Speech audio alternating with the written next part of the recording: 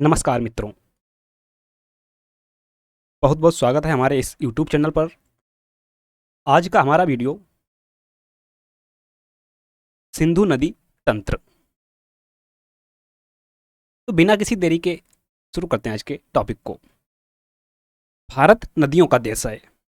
भारत नदियों का देश है। यहाँ 4000 से भी अधिक छोटी बड़ी नदियाँ मिलती हैं।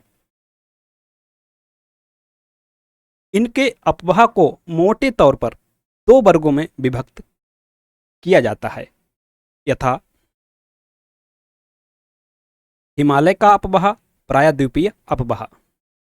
जो नदियां हिमालय से निकली हैं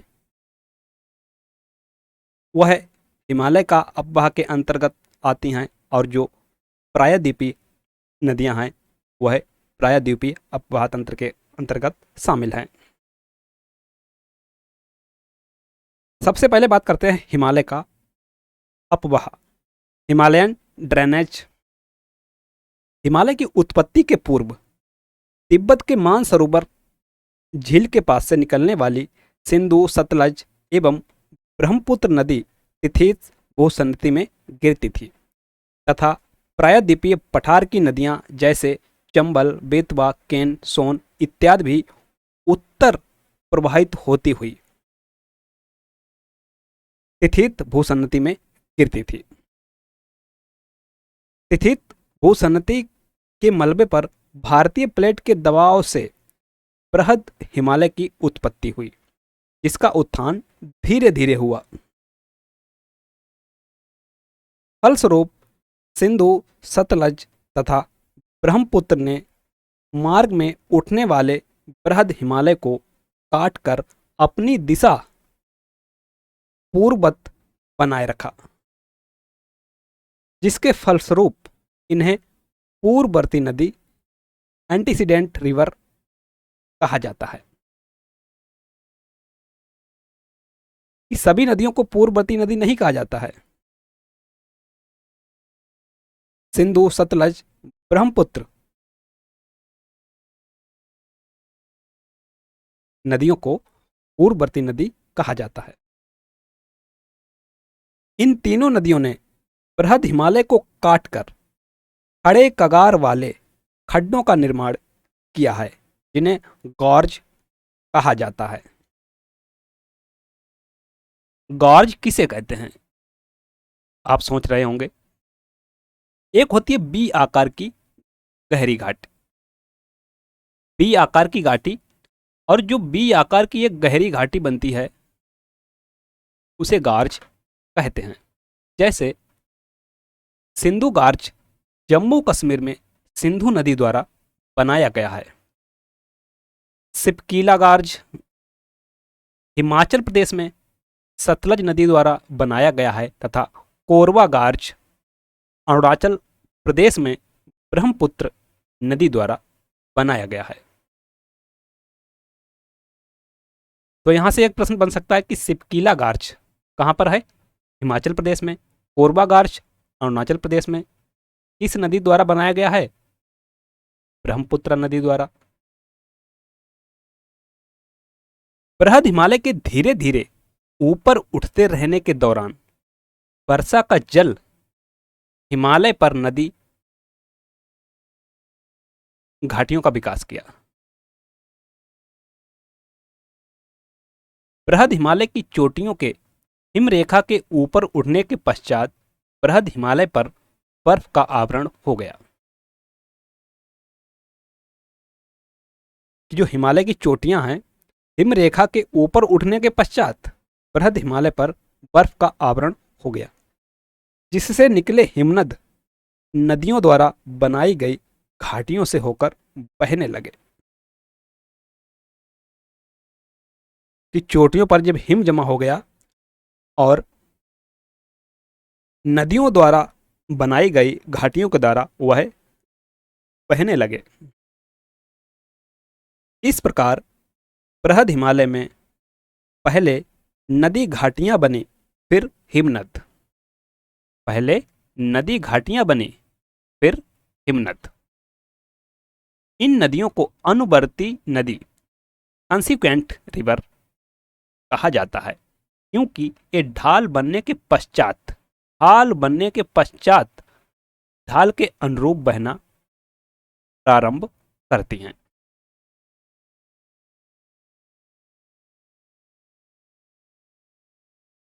बृहद हिमालय की नदियों द्वारा लाया गया अवसाद, जो नदियां अपने साथ अवसाद लाती हैं, बृहद हिमालय के दक्षिण स्थित भूसन्नति में जमा किया, जिसमें विभिन्न चट्टानें, बलुआ पत्थर, चूना पत्थर एवं कांग्लोमेरेट इत्यादि का निक्षेप हुआ।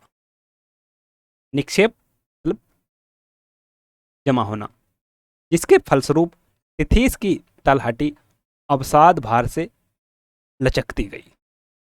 ये जो अवसाद आता गया वह तिथीस की तलहटी में जमा होता गया। इस पर पुनः भारतीय प्लेट के दबाव से मध्य या लघु हिमालय की धीरे धीरे उत्पत्ति हुई, जिसे बृहद हिमालय से निकलने वाली विभिन्न नदियों जैसे यमुना, गंगा, काली, गंडक, कोसी तथा तीस्ता नदियों ने मध्य हिमालय को काटकर अपनी घाटी पूर्ववत बनाए रखा।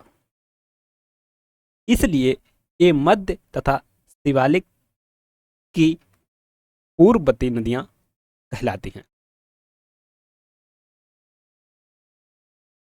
मध्य हिमालय से निकलने वाली नदियों ने मध्य हिमालय के दक्षिण तिथीस भूसन्नति में अवसादन किया, जिस पर पुनः भारतीय प्लेट के उत्तर पूर्व खिसक कर दबाव डालने से शिवालिक श्रेणी की उत्पत्ति हुई। स्मरणीय है कि मध्य हिमालय की उत्पत्ति के पश्चात ब्रह्मपुत्र नदी का जल मध्य हिमालय के दक्षिणी पर्वतपाद के सहारे पूर्व से पश्चिम प्रवाहित होने लगा, जो पश्चिम में पाकिस्तान की सिंधु नदी से मिलकर अरब सागर में गिरता था।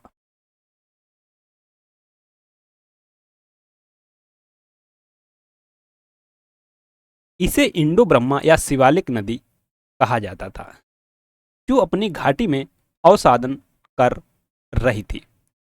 इसी अवसादन पर भारतीय प्लेट के उत्तर पूर्व गतिशील होकर दबाव के फलस्वरूप शिवालिक पर्वत की उत्पत्ति हुई, जिसे हिमालय से निकलने वाली नदियों ने काटा तथा शिवालिक के लिए पूर्ववर्ती कहलाई। स्मरणीय कि शिवालिक की उत्पत्ति के समय ही अरावली दिल्ली कटक ऊपर उठा, जिसे इंडो ब्रह्मा नदी का मार्ग अवरुद्ध हो गया। दिल्ली अरावली कटक के पश्चिम इसकी घाटी सूख गई, जिसे परित्यक्त त्यागी गई घाटी कहते हैं। आज यह सरस्वती या घग्गर के नाम से अवशिष्ट घाटी के रूप में हरियाणा तथा राजस्थान में स्थित है। दिल्ली कटक के ऊपर उठने से इंडो ब्रह्म नदी छिन्न भिन्न हो गई एवं वर्तमान तीनों नदी तंत्रों में मट गई, यथा। अब आता है सिंधु नदी तंत्र, इंडस सिस्टम। सिंधु तंत्र विश्व के विशालतम नदी तंत्रों में से एक है। सिंधु तंत्र विश्व के विशालतम नदी तंत्रों में से एक है। इसके अंतर्गत सिंधु तथा उसकी सहायक नदियां झेलम, चिनाब, रावी, ब्यास, सतलज, जास्कर, गोमल, द्रास, श्योक, सिगार, कुर्रम, काबुल तथा गिलगिट सम्मिलित हैं। सिंधु तिब्बत के मानसरोवर झील के निकट, सिंधु नदी तिब्बत के मानसरोवर झील के निकट चेमायुंगडुंग ग्लेशियर से निकलती है। Point should be noted. Chemayungdung glacier से निकलती है। यह पहले उत्तर पश्चिम से निकलती है।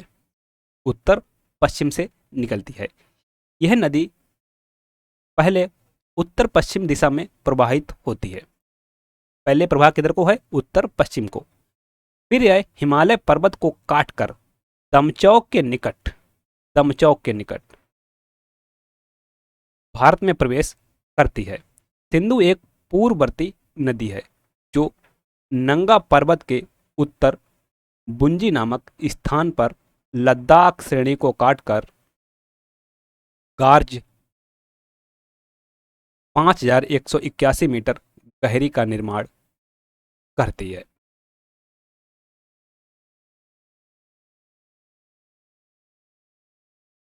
यह नदी चिल्लास के निकट पाकिस्तान में प्रवेश करती है। यह 2880 किलोमीटर लंबी है तथा इसका संग्रहण क्षेत्र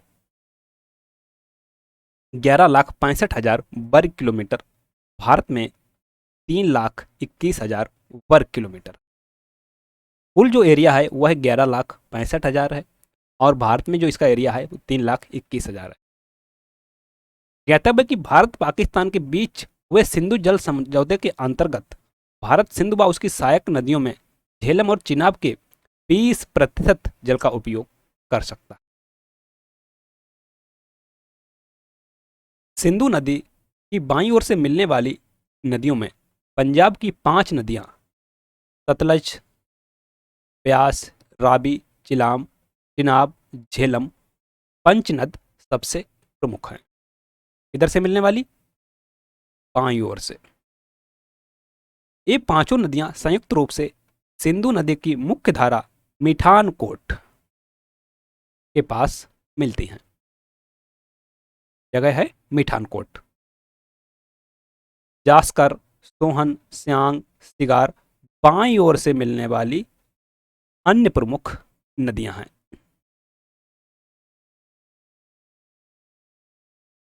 बाईं ओर से ये भी मिल रही हैं सतलज, ब्यास, रावी, चिनाब, झेलम। इसके अलावा जास्कर, सोहन, स्यांग, सिगार बाईं ओर से मिलने वाली अन्य नदियां हैं। दाईं ओर से मिलने वाली नदियों में श्योक, काबुल, कुर्रम, गोमल, गिलगिट आदि प्रमुख हैं।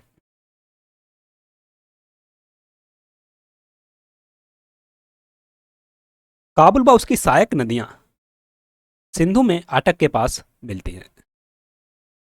आप एटलस खोल के रख लीजिए जिससे कंसेप्ट क्लियर हो जाए। सिंधु नदी दक्षिण पश्चिम की ओर बहते हुए कराची के पूर्व में अरब सागर में गिरती है। सिंधु नदी दक्षिण पश्चिम की ओर बहते हुए कराची के पूर्व में अरब सागर में गिरती है। झेलम पीर पंजाल पर्वत की पदस्थली में स्थित बेरी नाग के समीप शेषनाग झील से निकलकर, जो झेलम है वो पीर पंजाल पर्वत की पदस्थली में बेरी नाग के समीप शेषनाग झील से निकलकर श्रीनगर के निकट बुलर झील में मिलती है। तो बुलर झील का जो सोर्स है पानी का वो क्या है? झेलम नदी। पुनः आगे बढ़कर मुजफ्फराबाद में यह मंगला तक यह भारत पाक सीमा के लगभग समानांतर बहती है। कश्मीर की घाटी में अनंतनाग से बारामूला तक झेलम नदी नौकागम्य है। नौकागम्य झेलम पाकिस्तान में झंग के निकट चिनाब नदी से मिल जाती है। यहाँ पर पाकिस्तान में झंग के निकट चिनाब से मिल जाती है, अतः यह चिनाब की भी सहायक नदी है।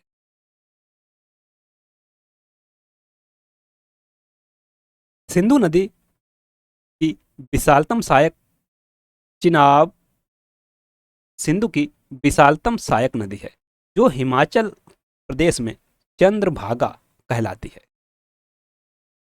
चिनाब को हिमाचल में चंद्रभागा के नाम से जाना जाता है। नदी लाहौल में बड़ा लाचाला दर्रे के दोनों ओर से चंद्र और भागा नामक दो नदियों के रूप में निकलती है। जो चिनाब है इसको चंद्रभागा इसीलिए कहा जाता है क्योंकि यह बड़ा लाचा दर्रे के दोनों ओर से चंद्र और भागा नामक दो नदियों के रूप में निकलती है। ये दोनों केलांग के निकट तंडी में मिलती है। रावी का उद्गम स्थल कांगड़ा जिले के रोहतांग दर्रे के समीप है। इसी के निकट ब्यास कुंड से ब्यास नदी भी निकलती है।